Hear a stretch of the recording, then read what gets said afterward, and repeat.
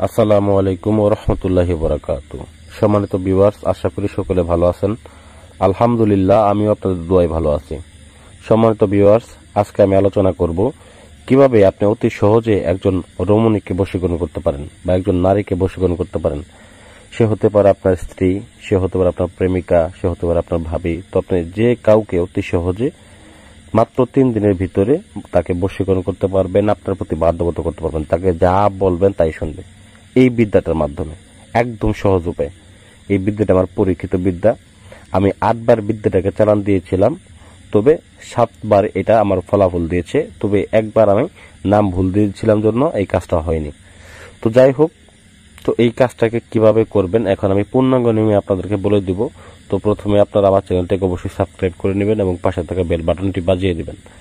তো দেখেন, স্ক্রিনের ভিতরে আমি একটা আসনের ভিতরে বসেছি। আসনের ভিতরে দেখেন এখানে অনেকগুলা সামগ্রী রয়েছে। তো আমার যে সামগ্রীগুলা, এগুলা খুব দামি দামি জিনিস। তো এইগুলো আমি নিজ হাতে বানিয়ে নিয়েছি। দেখেন, তামার কিছু কাজ আছে, কাঁসার কিছু জিনিসপত্র আছে। এইগুলো প্রত্যেকটা কাঁসার জিনিসগুলো আমরা বানিয়ে নিয়েছি। তামার কিছু জিনিস আছে, ওইগুলো বানিয়ে নিয়েছি নিজের হাতে। তো যাই হোক, এখন যে আমার যে আসনটা, এটা একটা সিম্পল আসন। বিশেষ করে একটা বড় কাজ করার ক্ষেত্রে আমরা এর থেকে ভয়াবহ আসন করি। তো আপনারাও এরকম একটা সিম্পল আসনের মধ্যে আপনারা কাজ করতে পারবেন। তো বিশেষ করে এই কাজটা করার জন্য কি কি করবেন প্রথম থেকে বলি। যে কোনো শনিবার এবং বুধবার এবং মঙ্গলবার, এই 3টা দিন করতে পারবেন। শনিবার, মঙ্গলবার, বুধবার, এই 3টা দিন আপনারা এই কাজটাকে করতে পারবেন। এই কাজটা করার জন্য অবশ্যই যার জন্য করবেন তার নাম এবং তার মায়ের নাম লাগবে, যদি মেয়ে হয়। আর যদি ছেলে হয়ে থাকে তবে সেক্ষেত্রে আপনার ছেলের নাম এবং ছেলের বাবার নাম সংগ্রহ করবেন। তো বেশিরভাগ ক্ষেত্রে এটা মেয়ের ক্ষেত্রে প্রয়োগ করেছে আমি, কোনো ছেলের ক্ষেত্রে এখনো প্রয়োগ করিনি। তবে ছেলেদের ক্ষেত্রে বলতে পারবো না ছেলেদের ক্ষেত্রে হবে কিনা। সেক্ষেত্রে আপনি দেখবেন যে নাম এবং মায়ের নাম মেয়েরটা সংগ্রহ করবেন এবং আপনার নাম এবং আপনার পিতার নাম সংগ্রহ করবেন। দেখেন স্ক্রিনের ভিতরে নকশার পাশেই লেখা রয়েছে কোন জায়গায় নাম লিখবেন। এরকম ভাবে আপনারা ওই জায়গায় নামটা লিখে নেবেন।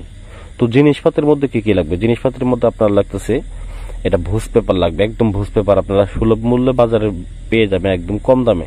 আপনি এই কাজটা করতে গেলে একদম কম খরচেই হয়ে যাবে, ঠিক আছে? তবে এই কাজটা যদি আপনি জিন চালানোর মাধ্যমে করেন তবে সেক্ষেত্রে খরচ একটু বেশি হবে। তো যাই হোক, আমি শর্টকাটে ভিডিওটা আপনাদেরকে বলে দিতেছি। আমি শ্মশান ঘাটিতে আছি, আসলে বেশি রাতে মানে কাজ করে আমি ক্লান্ত। তো দেখেন, কাজ করার পর আমি আপনাদেরকে এটা বলে দিতেছি, আপনারা অবশ্যই আমার ভিডিওটা একটা লাইক করে দেবেন। তো দেখেন, এখানে যে নামটা রয়েছে, নামের জায়গায় অবশ্যই শুদ্ধভাবে নামটাকে লিখবেন। নামের ক্ষেত্রটাকে নির্ণয় করে লিখবেন। আর যদি ক্ষেত্র নির্ণয় করতে না পারে শুধু নামই লিখে দিবেন, সমস্যা নাই।